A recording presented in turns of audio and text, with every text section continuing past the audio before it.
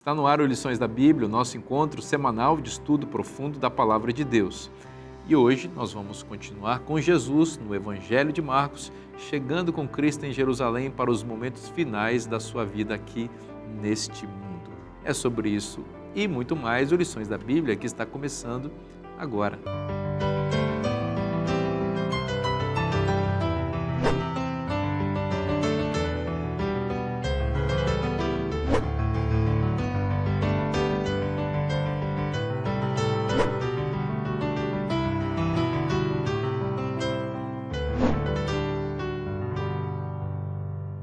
A mesa já está completa aqui, os meus amigos já chegaram para a gente conversar sobre a Palavra de Deus com você. E que bom que você também já está aí ligadinho, pronto para saborear com a gente esse conteúdo precioso que a Bíblia tem a nos revelar hoje. Aqui à minha direita, Gustavo Marques. Seja bem-vindo, Gustavo. Muito obrigado, privilégio estar com vocês mais uma semana para estudar o Evangelho de Marcos. Natal Gardino, que bom receber você mais uma vez. É muito bom estar aqui com vocês para a gente ter esse estudo profundo do livro de Marcos. Eu estou me apaixonando cada vez mais por ele. Que maravilha. O Dailson Fonseca, que bom ter você, meu irmão, mais uma vez. Eu não me canso de agradecer o privilégio, viu, de estar com vocês aqui. Já vamos criando um carinho, uma amizade e com o pessoal que está nos acompanhando também. Que bênção de Deus estar com a Bíblia aberta. Isso. Dailson, ora para a gente. Claro. Pai querido, obrigado, Senhor. Estamos nas Tuas mãos como Teus alunos para estudar a lição que vem de Ti. Conduza, Senhor, todo esse programa, todos aqueles que estão assistindo, onde quer que estejam, para que, meu Deus, aqui mais do que nunca o Evangelho de Marcos seja o Evangelho do nosso coração, da nossa entrega e transformação. Amém. Abençoe muito, Senhor, o pastor Vinícius, na condução e apresentação desse programa e todos nós aprendendo juntos, em nome de Jesus. Amém. Amém. Bom, Jesus estava anunciando, estava antecipando, estava advertindo que a cruz ia chegar e, ao mesmo tempo, ele está caminhando com seus discípulos da região da Galileia, onde eles moravam, onde estava situada a base do ministério de Cristo, especialmente em Cafarnaum, indo em direção a Jerusalém. E o texto diz que eles estavam subindo para lá, porque é assim que se referiam os judeus nessa ida para Jerusalém, que de fato fica no alto, né? E é em Jerusalém que as coisas mais importantes do ministério de Cristo vão acontecer. A coisa mais importante, né? A cruz vai ser posta lá.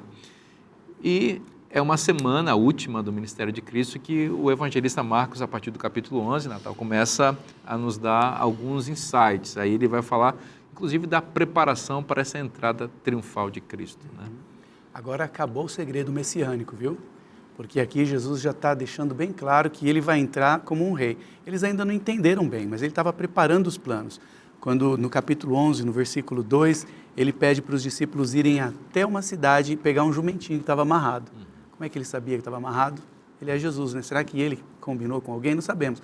Mas ele falou, entrem na aldeia, o primeiro jumentinho amarrado, soltem. Se alguém perguntar, diga que o mestre precisa dele. E isso aconteceu. Depois, na narrativa, diz que eles foram e alguns perguntaram, por que vocês estão soltando? O mestre precisa dele. Ah, então tá bom, pode levar. Interessante isso, né? E Jesus permitiu agora que as pessoas o aclamassem. Hosana o que vem, Hosana, Hosana, louvando a ele, e ele entrando no jumentinho, as pessoas colocando as vestes para o jumentinho pisar por cima, era uma atitude de humildade, né? Entregando tudo para ele. Esse é o segredo messiânico que agora foi quebrado. Jesus estava permitindo que percebessem ele como Messias. E isso aqui é o cumprimento de uma profecia. Muitas pessoas entenderam que era a profecia se cumprindo. Quando Salomão passou a reinar, diz que Davi mandou rapidinho ele montar numa jumentinha e entrar subindo ali Jerusalém. E Jesus repetiu essa cena. E as pessoas aclamando ele agora. Só que ele não é aclamado rei, não é? Porque o reino dele era de outro mundo. Então ele chegou até ali, a Bíblia diz no versículo 11, que ele entrou em Jerusalém, no templo, e tendo observado tudo, deu uma boa olhada ao redor, como já era tarde, saiu para Betânia com os 12. Era só essa cena que ele queria, ele não queria fazer um levante agora contra Roma. Exatamente. Eu gostaria de imaginar um pouco a cara de Pedro nessa hora. Porque eu acho que por um lampejo, esses discípulos todos celebraram. Acho que Jesus não estava falando tão sério com cruz. Chegou o momento. Porque, gente, não é pouca coisa. É um cumprimento profético, você colocou muito bem, Natal, que realmente muitos já sabiam, percebiam, e quando Jesus deixa isso acontecer, vamos sair um pouquinho do cenário das 72 horas para frente. Vamos pensar agora Jesus entrando e os discípulos afobados vendo o Senhor, aconteceu, está acontecendo. Daqui é coroa. Agora é para valer. Então, eu me fascino com esse Cristo que se permite. Ele se permite. Claro que tem todo um contexto profético, da humildade, mas ele se permite essa expressão, porque a multidão ali não é manipulada, não tem ninguém por trás, vamos lá, como vai ser lá na frente na cruz. Não, a multidão não está manipulada nesse momento, ela vai ser. Então, naquele momento, é uma expressão autêntica. É espontâneo. Cristo sabe, cada passo do jumentinho, quem está segurando o raminho vai estar com pedra, com chicote, gritando, ovacionando, dilacerando o que puder, da maneira mais negativa possível que Jesus vive. Mas agora ele deixa, ou seja, ele também entende, ele compreende, ele nos dá esse crédito da nossa autenticidade, mesmo compreendendo que depois tudo vai se transtornar. E os discípulos vivem esse momento de entusiasmo, mas esse ponto final dele não é aqui, não é assim, só um recado. A cruz está acima da coroa. É dramático, é uma coisa cinematográfica essa cena da entrada triunfal de Jesus. Quando a gente vai no livro Desejado de Todas as Nações, de Ellen White, a gente se emociona, porque é o seguinte, ali tem alguns detalhes interessantes. Jesus estava sendo conduzido no jumentinho. Aquelas pessoas que haviam sido curadas por Jesus, por exemplo, aqueles que antigamente eram coxos, eram os que mais saltavam de alegria. Você imagina, os órfãos e as viúvas com seus ramos. Os que eram cegos agora abriam caminho para Jesus passar. Lázaro conduzindo. Lázaro puxava o jumentinho. Aquele que estava morto conduzindo o Senhor da vida. Aí, as pessoas, o Evangelho de Mateus tem um complemento que diz assim, ó, que as pessoas perguntavam assim, quem é esse? Tinha uma multidão e de repente os líderes falam, quem é esse? Sabe aquela pergunta que você está doido para responder? Eu quando comecei a namorar minha esposa, todo mundo fala, você está namorando? Eu nunca tinha namorado. Quando eu comecei a namorar, eu estava doido para me perguntar. Eu acho que era mais ou menos essa sensação, né, potencializada. Quem é esse? Aí, os discípulos começam a responder as profecias do Antigo Testamento. Quem é esse? Pergunte a Adão, e ele vai dizer a semente da mulher que vai esmagar a cabeça da serpente. Pergunte a Isaías, e ele vai dizer maravilhoso, conselheiro, Deus forte. Pergunte a João Batista, ele diria, és o Cordeiro de Deus que tira o pecado do mundo. Pergunte até o próprio inimigo. Bem sei que és o Santo de Deus. E o Senhor disse, é meu filho amado em quem me compraz. Imagina a festa. E o povo gritando, Hosana, Hosana. Então, foi algo, como o Dailson disse, cinematográfico. Deve ter sido lindo demais viver esse momento aqui. E as crianças, né, louvando a Jesus Cristo ali, da boca delas, o perfeito louvor surgiu. É realmente uma cena muito especial. E era um momento para a entronização, mas o relato... Não, como você disse, não leva Jesus ao trono e ele vai reinar em Betânia, né? Na casa onde ele havia operado um milagre extraordinário de ressurreição, o que paradoxalmente levou inclusive à sua crucifixão, também um dos elementos causadores disso, né? O ciúme. Ellen White até comenta que eles queriam, inclusive, os inimigos tentavam inclusive contra a própria vida de Lázaro, né? Porque era uma evidência do poder de Jesus Cristo. Bom, o evangelista Marcos continua na sequência, agora falando de uma figueira natal sem fruto. E aqui uma situação que parece que Jesus ele tem uma atitude drástica também com essa árvore. Aqui é mais uma das estruturas de sanduíche que Marcos usa. Porque Marcos, ele começa contando a história da figueira e não termina. Aí ele insere aqui, no caso, a expulsão dos vendedores do templo e só depois ele termina a história. É o tal do sanduíche. Em Mateus ele não está pensando nessa estrutura. Então ele fala, a figueira secou na hora. Então a gente entende assim, a figueira começou a secar na hora, mas eles foram embora e não perceberam, eles só perceberam na volta, no outro dia. Quando a gente lê aqui, no capítulo 11, versículo 12, no dia seguinte, quando saíram de Betânia, Jesus teve fome e, vendo de longe uma figueira com folhas, foi ver se nela acharia alguma coisa, porque dizem os estudiosos que essa figueira só dá folhas quando tem fruto. Então a figueira enganou Jesus. Ela tinha folhas, mas não tinha frutos. Então ele foi ver se tinha. Aproximando-se dela, nada achou a não ser folhas, porque não era tempo de figos. Ele achou que encontraria frutos temporãos, né, fora de época, porque tinha folhas. Então Jesus disse, nunca mais alguém coma dos seus frutos. E os discípulos ouviram isso. Mas Marcos procura mostrar que eles só viram que secou no outro dia, porque ele quer inserir a outra história no meio, que é a expulsão do templo. Por que Jesus amaldiçoou uma figueira porque ela não tinha frutos? Já pensou se a moda pega? É porque a figueira era um símbolo de Israel. Israel estava rejeitando Jesus, estava produzindo apenas frutos para si mesmo, não para as pessoas. Tem um versículo, acho que em Oséias 10, que fala que Israel é uma videira, no caso, que produz frutos para si mesmo. Não abençoava as nações. E uma hora Israel ia secar. Olha que a ideia da estrutura do sanduíche aqui que você colocou é muito importante aqui para entender o significado Sim. da figueira, porque se a figueira são os 2 pães do sanduíche, o recheio, a carne vegetal que está no meio aí, né, o hambúrguer de soja que está aí no meio desse sanduíche, é a purificação do templo. Uhum. Então mostra que na história da figueira e na história da purificação do templo nós temos o mesmo tema, Sim. juízo, avaliação. O que Jesus faz na figueira? Olha para ela, vê folhas verdes e não Mas não encontra frutos. frutos. Então Jesus, a partir dessa avaliação judicial, traz uma condenação. O que Jesus faz no templo? Um juízo, a purificação do santuário. Nós temos um elemento tipológico, a gente pensar aqui. Ele entra no templo e vê que o templo está cheio de cambistas, há um comércio, e Jesus, como sumo sacerdote, veja que é uma coisa interessante que os evangelhos mostram. Ele é apresentado como rei e sacerdote. O rei vem na mula e é levado para ser entronizado. É assim que os reis eram entronizados. Mas o sacerdote é aquele que entra uma vez por ano no Santíssimo do Santuário para fazer o quê? A purificação do santuário. Então, o que nós estamos vendo aqui é Jesus sendo apresentado como aquele que vem da ordem de Melquisedeque. Ele é rei, por isso ele está numa mulinha para ser entronizado, mas ele também é sacerdote. Por isso ele tem a autoridade para fazer juízo, avaliação, purificação do santuário.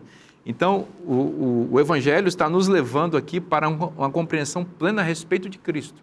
As 2 facetas do seu ministério, rei e sacerdote. Né? Tem uma parte da lição que eu escrevi assim, uau! Por quê? Porque exatamente, Jesus, quando ele purifica o templo, os sacerdotes começam a conspirar contra ele. E exatamente a morte de Jesus dá fim aos serviços do templo. Olha que curioso, né? Exatamente porque agora o Cordeiro morreu por toda a humanidade, não precisa mais do Cordeiro ser morto no templo diariamente. Então, achei isso aí fantástica, essa relação, né? Voltando um pouquinho, Jesus senta numa mula. Esse era o costume dos reis, né, que eram entronizados após esse cortejo sentado. É uma tradição. Uma tradição.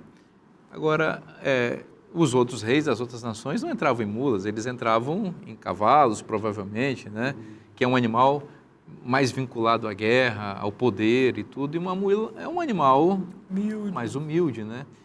Que símbolos isso podem trazer? Que significados vocês acham que o fato de Jesus ter entrado como rei em uma mula pode nos trazer, na percepção de vocês? Acho que esse é o atestado de humildade que a figueira não tem. Então, veja, para mim, eu gosto da definição que diz, nunca foi problema a figueira não ter frutos. O problema não era a ausência de frutos, era a presença das folhas. Porque as folhas que denunciavam teriam frutos, né? Como você bem comentou.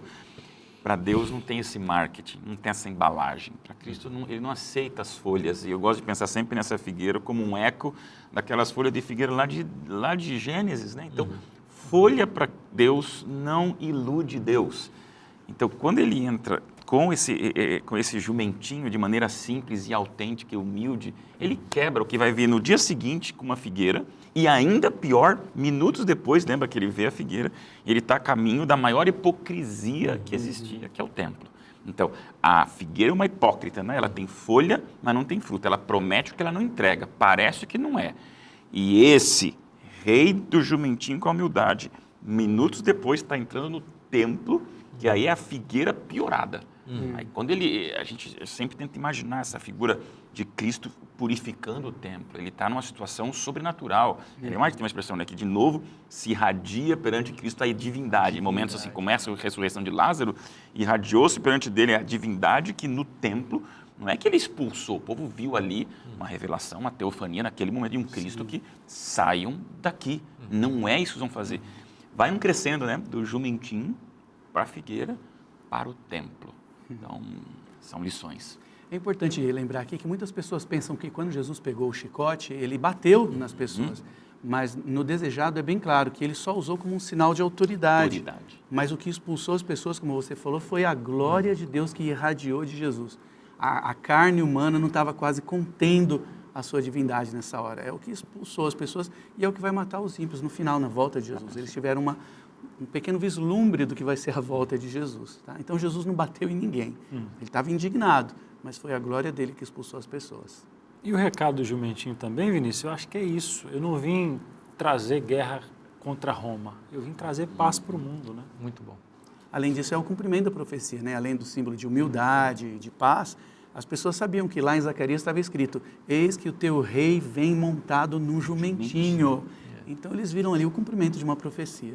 Sabe que a figueira é símbolo de Israel, voltando também à figueira aqui, mas é impossível olhar para a história da figueira e não lembrar de que os nossos primeiros pais, quando se viram nus no Éden, fizeram para si folhas, roupas de folhas de figueira, né? Então recorreram a uma figueira, certamente estava cheia uma figueira no Éden, cheia de folhas ali, né? Mas Jesus faz roupas mais confortáveis para eles a partir de um cordeiro que foi sacrificado, o primeiro animal sacrificado, aquele que proveu a lã para que eles pudessem se vestir adequadamente. Então, entre a figueira e o cordeiro, é preciso que escolhamos o cordeiro. E esse cordeiro que tira o pecado do mundo, em poucos dias ele seria sacrificado ali. E a figueira perderia, de fato, o seu status. Seria seca.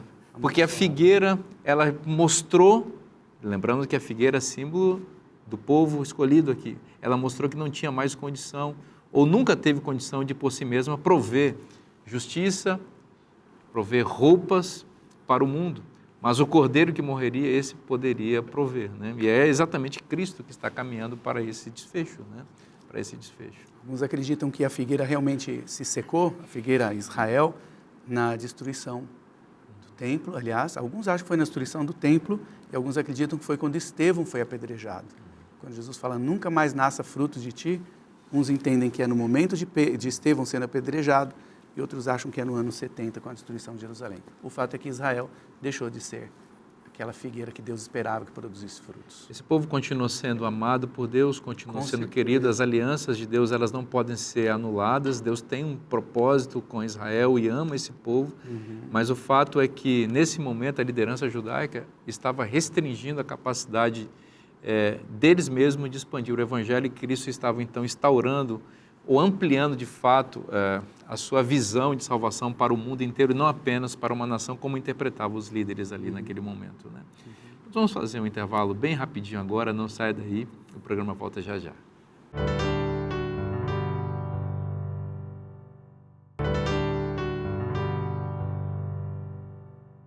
Estamos de volta agora para o segundo bloco do programa Lições da Bíblia e vamos continuar no Evangelho de Marcos.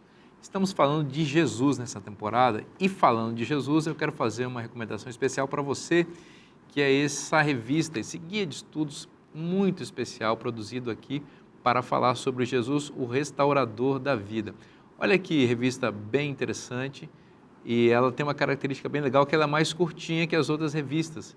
Então, você pode, inclusive, colocar junto com a sua Bíblia, até dentro da própria Bíblia, você pode levar para a igreja, do lado aqui, e você tem um guia prático para estudar a Palavra de Deus. Nessa revista, Jesus, Restaurador da Vida, você vai encontrar as principais doutrinas da Bíblia, todas elas apresentadas à luz da vida de Cristo. Então, você vai aprender crenças e doutrinas e, ao mesmo tempo, enxergar Jesus ensinando como um grande mestre essas crenças e doutrinas para você, mas, mais do que isso, aquele que restaura a sua vida.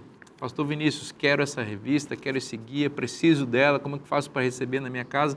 Você já sabe, isso aqui é um oferecimento dos Anjos da Esperança, você vai receber sem custo nenhum, é totalmente de graça, porque alguém pagou o preço por isso. Primeiro foi Jesus que pagou o preço, depois gente especial, disposta, com coração bondoso, doou aqui para Novo Tempo, como Anjo da Esperança, para que a gente pudesse fazer coisas como essa, enviar revistas gratuitamente para você. Como é que faz para receber? Manda um WhatsApp para o número que está aparecendo na sua tela, você vai preencher um cadastro bem rapidinho e a gente vai mandar esse material que certamente vai abençoar você e a sua família. Vamos continuar a nossa conversa? No bloco anterior a gente estava vendo Jesus como rei e sacerdote, rei entrando em Jerusalém montado num jumentinho e sacerdote agindo para purificar o templo. E Gustavo, ali no templo, uma expressão muito forte de autoridade e poder de Cristo, e ele falou coisas também muito importantes, né? Eu queria que você trouxesse para a gente. Bastante. Ele repreendeu os líderes, e aí eu queria ler com vocês, capítulo 11, verso 17. Também os ensinava e dizia, não está escrito, a minha casa será chamada casa de oração para todas as nações? Vós, porém, a tendes transformado em covil de salteadores. É pesado isso, né? E ao mesmo tempo oportuno para o momento que as pessoas estavam vivendo. Aqui tem duas lições. A primeira delas é que a casa de oração era para todos os povos. E o judeu não permitia que um gentil entrasse ali, né? Então era uma casa de oração para o mundo. Como você falou no bloco anterior, a ideia é que as nações viessem a Israel e pudessem adorar a Deus. E o segundo ponto é que os líderes, eles eram aliados com os vendilhões do templo. O pecador ia ali com o seu sacrifício, com a sua ovelhinha, e então o sacerdote dizia assim, essa aí não serve, essa é defeituosa, essa aí tem um problema, compra outro ali no cambista. E aí esse cambista vendia o sacrifício por preços exorbitantes, porque ele não tinha outra opção, e aí então o sacrifício era aceito. Só que era tudo uma aliança, o sacerdote recebia dinheiro desse cambista, ou seja... Sistema de propina e é um sistema de propina e suborno. Todo mundo alinhado para fazer da igreja um negócio. E aqui está uma lição para os nossos dias. Igreja não é negócio. A gente não pode usar a fé das pessoas para o enriquecimento pessoal. Jesus condenou esses líderes, foi duro com eles. E a mesma condenação Jesus faz nos dias de hoje com aqueles que usam da fé dos outros para poder se enriquecer. Então, é um alerta muito sério aí, né? Gustavo, que riqueza esse seu comentário e que atualidade disso daqui, né? Primeiro, os dois pontos que você mencionou, quero destacá-los aqui, né? Jesus vai recorrer ao profeta Isaías, né? Vai citar aqui, minha casa será chamada casa de oração para todos os povos. Então, esse sistema corrompido de religião perdeu seu princípio, sua lógica, e agora estava olhando só para si mesmo e impedindo as pessoas, demais pessoas, de serem beneficiadas por isso. Segundo ponto, e ainda pior, né? Um sistema de corrupção religiosa em que usava, como você disse, a fé das pessoas para enriquecimento pessoal, enriquecimento ilícito, realmente uma coisa horrível. E Jesus não ficou alheio a essa situação e ele agiu. Eu acrescento que a mesma atitude de Cristo em relação a isso também se repetirá e tem se repetido hoje. Ele não está alheio a tudo aquilo que tem acontecido de ruim dentro da própria cristandade, né?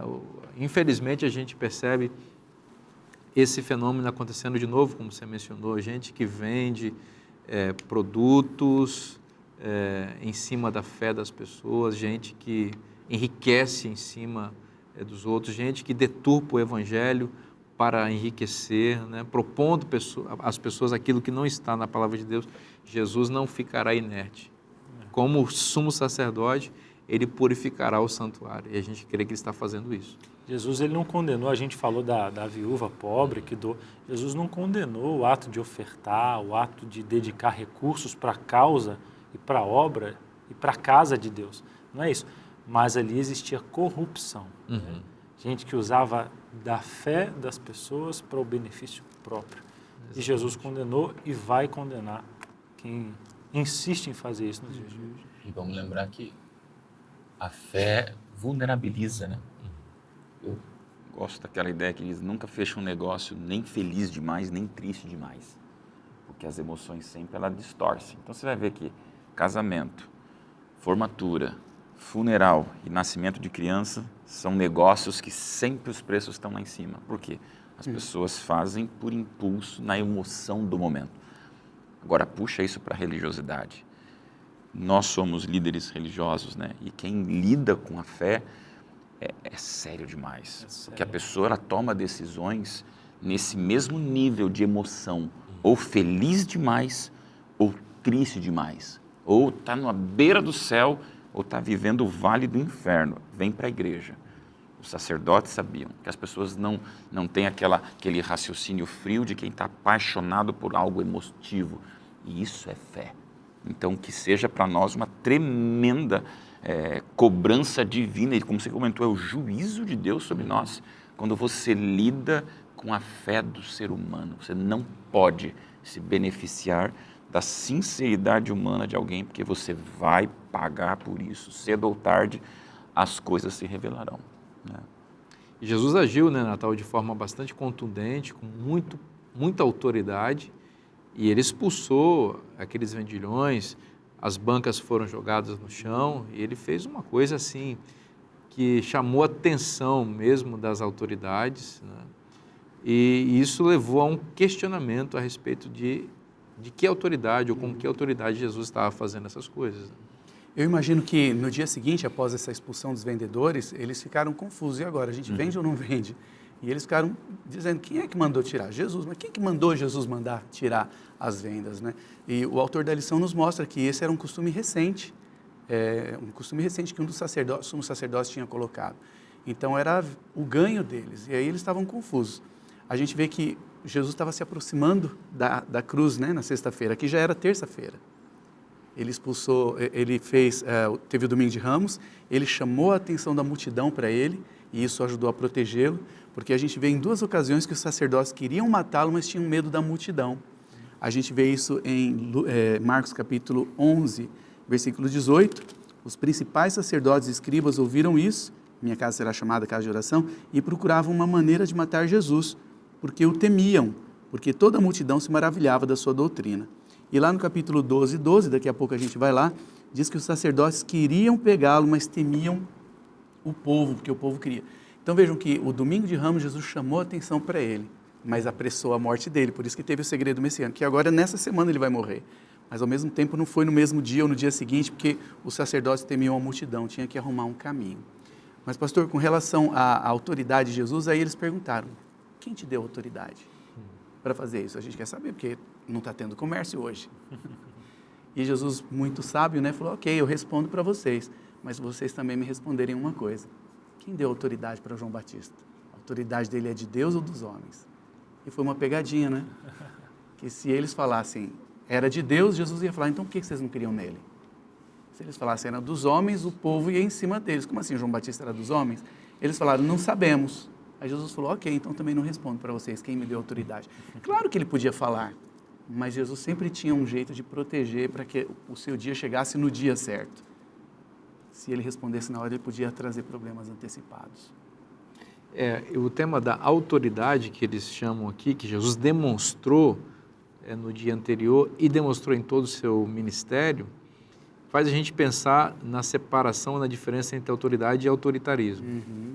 Cristo tinha autoridade, mas não era autoritário, né? Isso é uma questão que eu acho que a gente precisa pensar, especialmente aqueles que exercem influência e liderança, né? O que é a autoridade?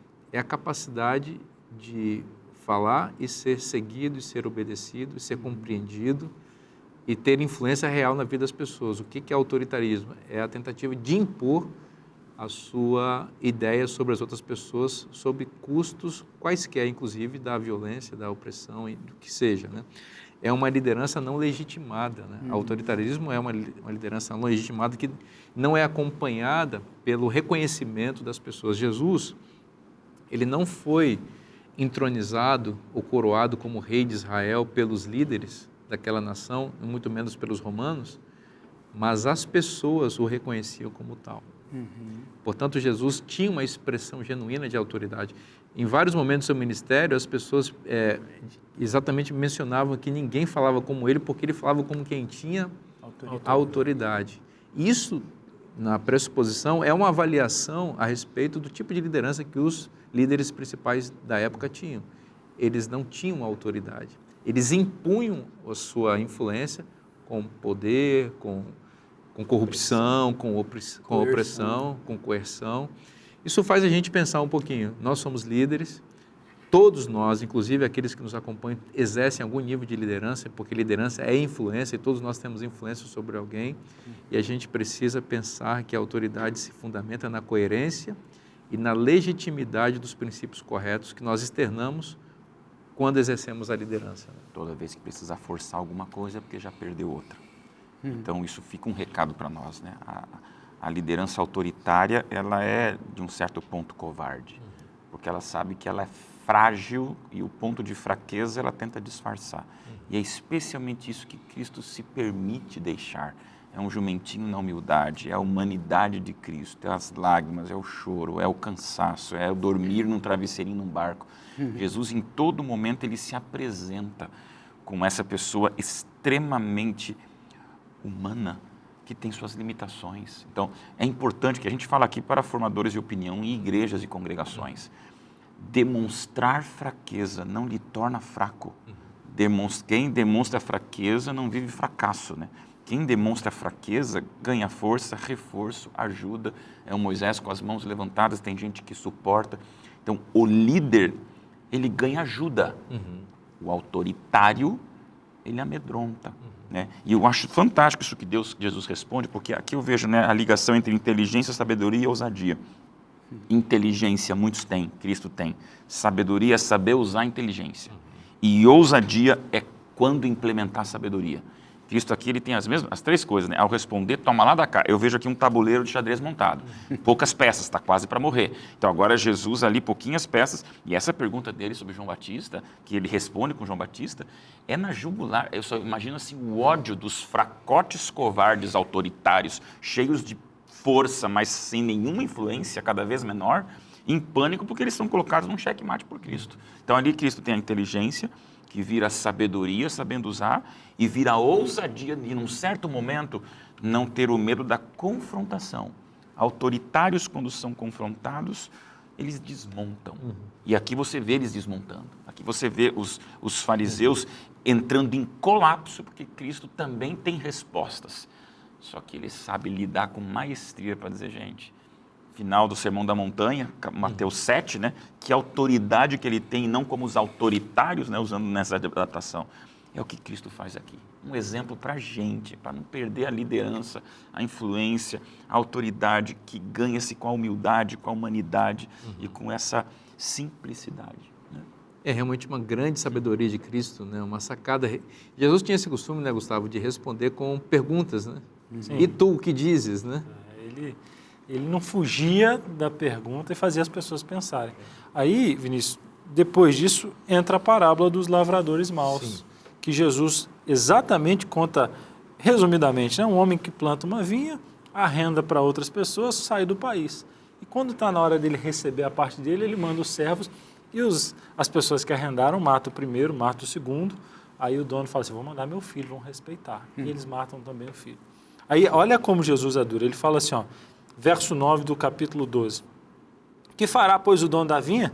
Virá e exterminará aqueles lavradores e passará a vinha a outros.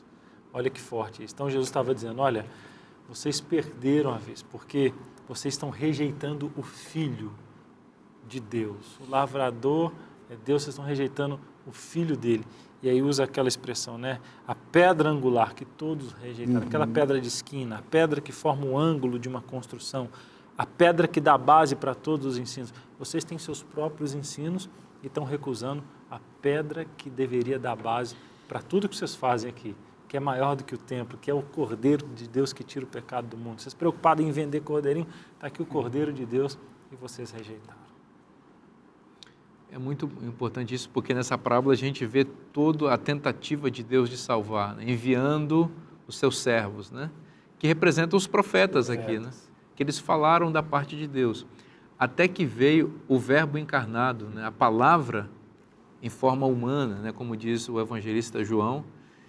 E aí João vai refletir sobre essa mesma temática, né? Na linguagem poética dele, teológica, né? Veio para o que eram os seus, mas os seus não o receberam, né? Não o receberam. Então, uma tentativa contínua e progressiva de Deus salvar aquele povo, né? Deus nunca desistiu do seu povo.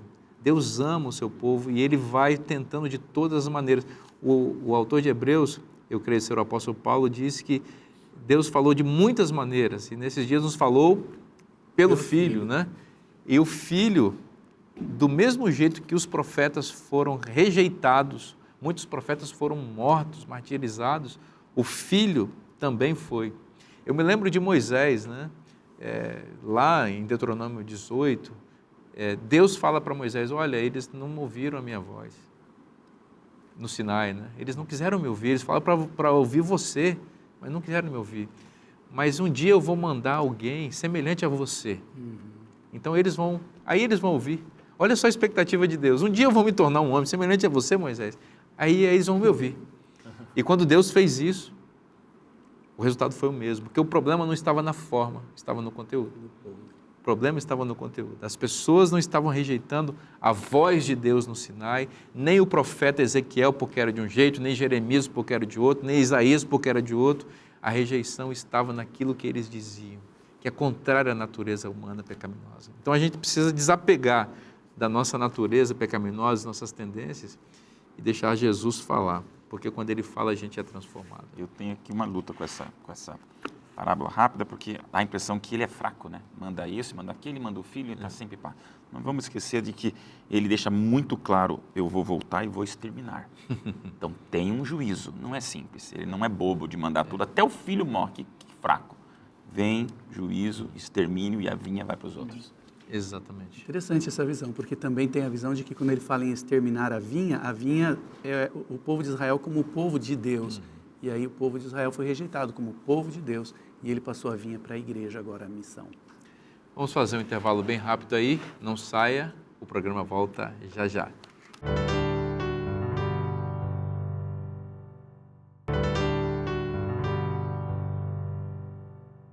Estamos de volta agora para o último bloco do programa Lições da Bíblia. Vamos ainda no Evangelho de Marcos, porque tem gemas preciosas da Palavra de Deus para a gente comentar aqui com você.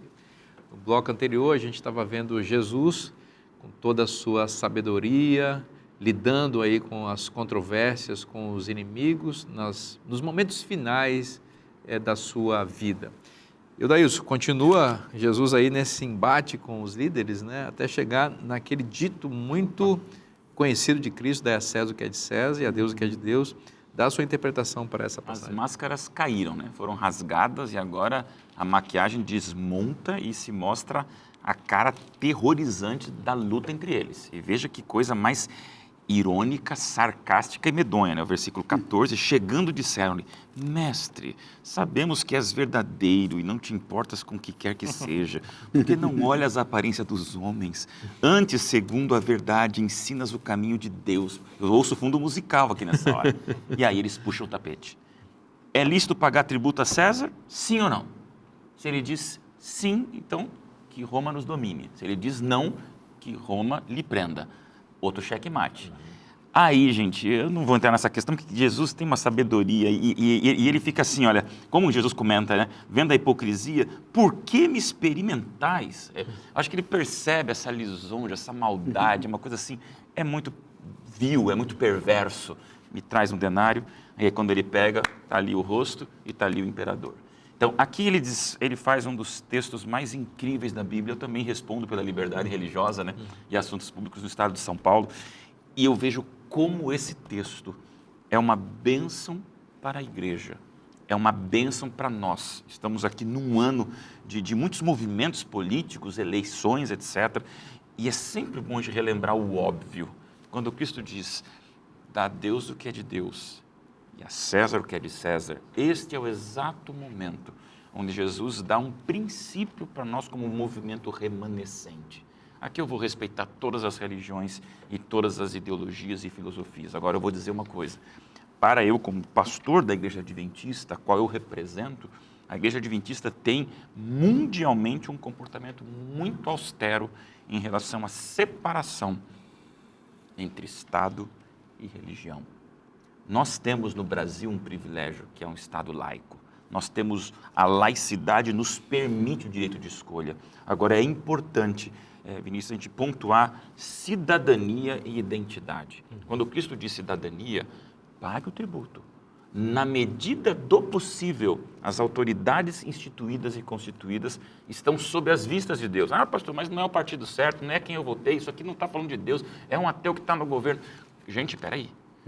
A autoridade constituída está abaixo da autoridade divina. Então, se possível, reconheça César, dê o tributo a César, seja um cidadão responsável, mas a Deus o que é de Deus. Nessa hora me arrependo e penso assim, tudo de cortesia num país laico, mas haverá um momento onde eu vou ter que escolher entre o Estado e Deus. Não se mistura, respeito ambos, só que Deus acima de todas as coisas. Aí é a hora da cidadania oferecer espaço para a identidade profética, remanescente, bíblica, adventista, quem crê na volta de Cristo e, sobretudo, da certeza que aqui Cristo, nos seus últimos minutos antes da cruz, está dizendo quem realmente é soberano. Muito interessante, né? Jesus está destilando toda a sua sabedoria salomônica aqui, porque ele já entrou na mulinha como Salomão e agora ele está de novo sendo sábio como o maior de todos os sábios, né? Aí a gente vê de onde veio a sabedoria de Salomão, ela já estava aqui em Cristo, né? Dai a César o que é de César e a Deus o que é de Deus é realmente um dos grandes marcos, né, Gustavo, da sabedoria de Jesus. Aí, como o Adailson falou, marca a nossa posição de separação entre igreja e Estado, né? A gente pode ir nesse equilíbrio aí, até o ponto que o Estado não interfira nos interesses do reino de Deus, e o reino de Deus também não deve, e da parte de Deus jamais haverá interferência nos interesses do Estado. Né? Desde que um não está confrontando o outro, né? Quando a gente vai para o texto, pagar imposto não estava indo oferindo nenhum mandamento divino, então por que não, né? Então acho que esse é um ponto, Daílson falou muito bem, né? Um ponto para a gente pensar nos dias de hoje. A gente precisa cumprir com os nossos deveres, desde que esses deveres não contradigam o que está na palavra de Deus. Exatamente.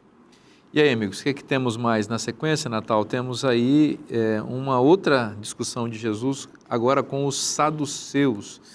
E o tema é a ressurreição. Esses indivíduos saduceus, eles eram a classe sacerdotal, né? Eles eram influentes, eles eram ricos.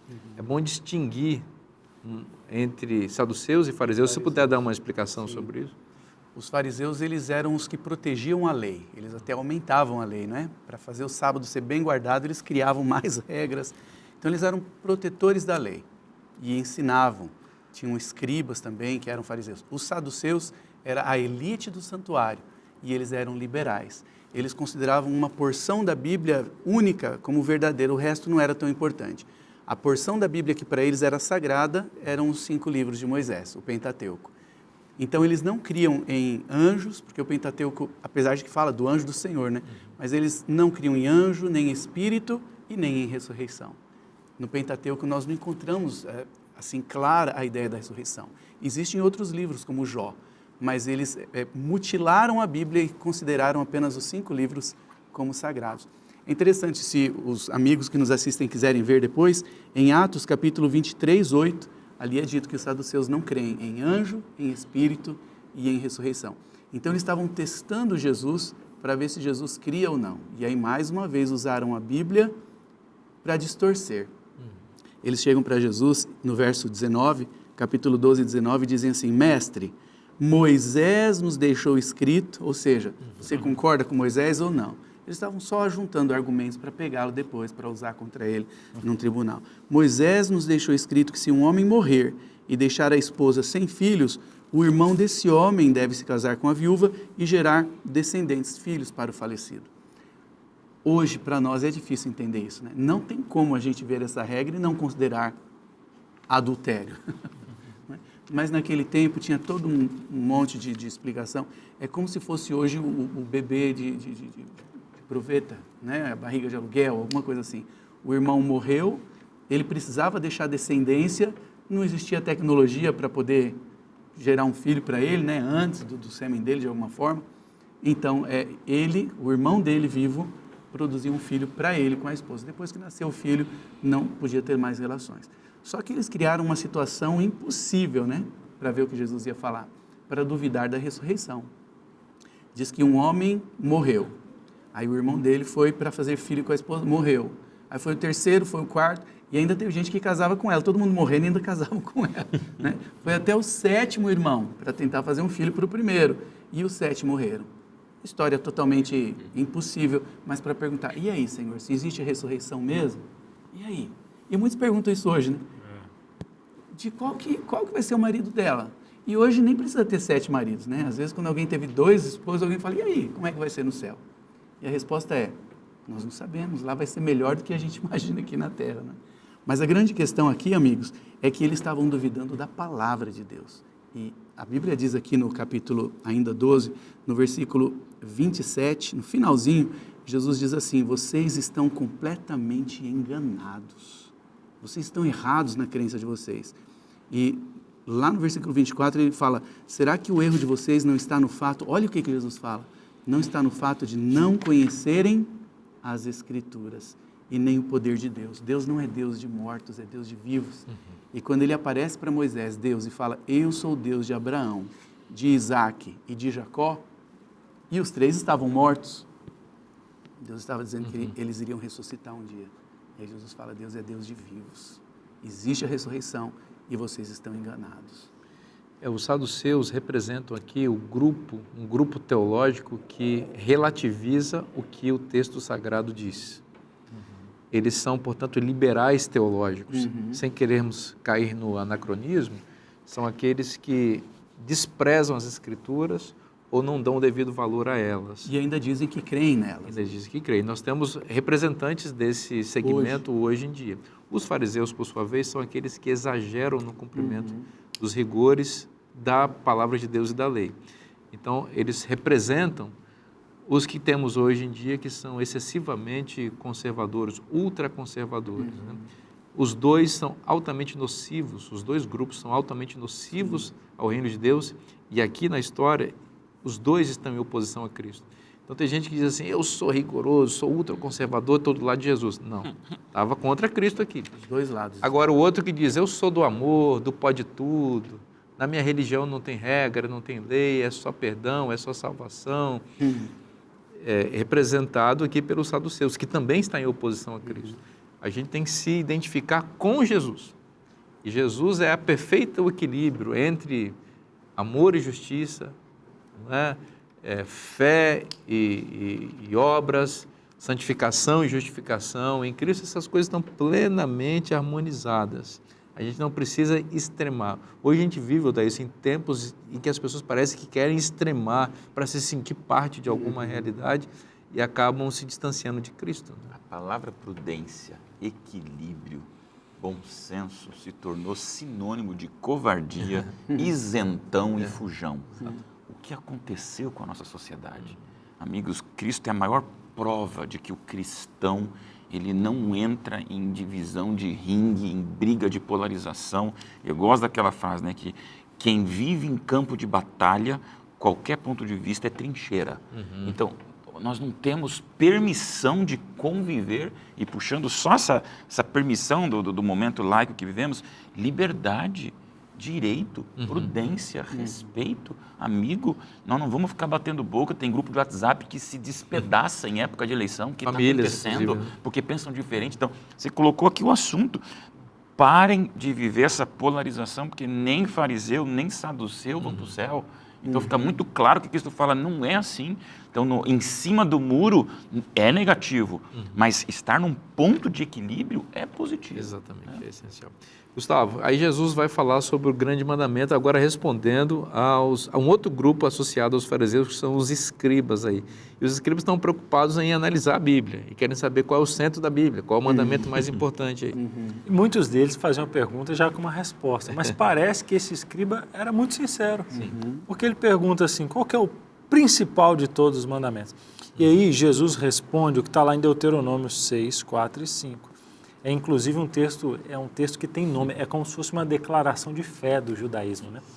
A gente vê, inclusive hoje, os judeus mais ortodoxos, é possível que o telespectador já tenha visto o judeu, ele coloca uma caixinha na testa, né, chamada de filactérios. Em outro momento, Jesus até acusava os fariseus de alargarem seus filactérios. Porque nessas caixinhas eles colocavam esses versículos, inclusive Deuteronômio 6, que diz: ouve, ó Israel, o Senhor, nosso Deus, é o único Senhor. Amarás, pois, o Senhor teu Deus de todo o coração, de toda a tua alma e de todo o teu entendimento. Jesus responde, olha, o principal mandamento é amar a Deus. Só que Jesus dá um bônus, ele tem um segundo, ó, amar o próximo como a ti mesmo. E não há outro mandamento maior que estes, né? E o escriba, ele olha muito bem, é verdade, eu concordo e tal. No verso 34, Jesus diz assim, ó, vendo Jesus que ele havia respondido sabiamente, declarou, não está longe do reino de Deus. Só um comentário rápido, Jesus deu um resumo, né? Ele não estava anulando a lei como muita gente diz. Agora eu não preciso guardar nada, só amar a Deus e o próximo. Inclusive os próprios 10 mandamentos se resumem a amar a Deus, os 4 primeiros, e amar ao próximo do 5º ao 10º. Então, resumo não é anular. Resumo, como a palavra diz, é só um resumo daquilo que a gente deve fazer. A gente pode se beneficiar hoje da sabedoria de Cristo e aprender com Ele que o mais importante de tudo é amar a Deus de toda força, de todo entendimento, com toda a nossa vida, e amar ao próximo quando nós amamos a nós mesmos. Isso é o resumo do Evangelho e Cristo pode colocar isso no nosso coração. Essa promessa maravilhosa de Deus está na Bíblia, e se está na Bíblia, é bom para você. Eu te espero na próxima semana, que Deus te abençoe muito, um forte abraço e até lá.